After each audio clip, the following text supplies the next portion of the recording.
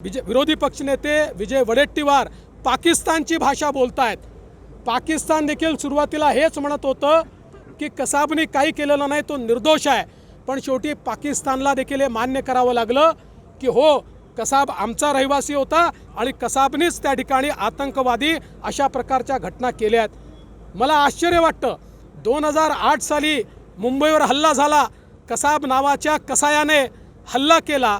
2008 पासून 2014 पर्यंत काँग्रेसचं सरकार महाराष्ट्रातही होतं, काँग्रेसचं सरकार देशातही होतं, आणि आज उठून हे अशा प्रकारचं वक्तव्य देत आहेत की ज्या वक्तव्यांनी केवळ आणि केवळ पाकिस्तानला फायदा होणार आहे।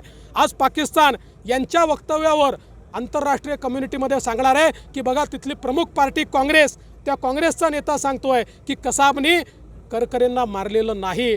म्हणजे एक प्रकारे शहीद करकरेंचा अपमान करायला देखील हे काँग्रेसी मागे